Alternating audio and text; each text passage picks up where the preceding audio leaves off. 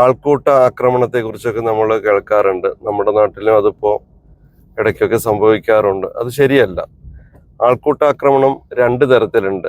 ചിലത് ശരീരത്തെയാണ് ആക്രമിക്കുക, മറ്റു ചിലത് മാനസികമായി ആക്രമിക്കും.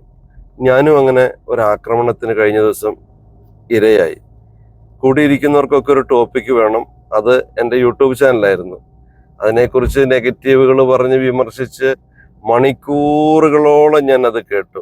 ലാസ്റ്റ് ഞാൻ പറഞ്ഞു, ഇത്രയും നേരം ഇരുന്നിട്ട് ഞാൻ നിങ്ങളെക്കുറിച്ച് ഒരു നെഗറ്റീവ് പറഞ്ഞില്ല. നിങ്ങൾക്ക് എൻ്റെ ചാനൽ കാണണമെങ്കിൽ കാണാം, അല്ലെങ്കിൽ കാണാതിരിക്കാം. പക്ഷെ ഇങ്ങനെ കൂട്ടമായിട്ട് മാനസികമായിട്ട് ആക്രമിക്കുന്നത് ശരിയല്ല. ഇനി ഇത് തുടർന്ന് ഞാൻ റിയാക്ട് ചെയ്യുമെന്ന് പറഞ്ഞു. അവരതവിടെ നിർത്തി. അപ്പോൾ ഈ പറയുന്ന പോലെ ഈ ആൾക്കൂട്ട ആക്രമണം ശാരീരികമായിട്ട് മാത്രമല്ല, അതിനേക്കാൾ ഭീകരമായിട്ട് മാനസികമായിട്ട് സംഭവിക്കാറുണ്ട്. മറ്റൊരാളെ ഉപദ്രവിക്കാതെ ജീവിക്കുക, അതൊരു സംസ്കാരമാണ്.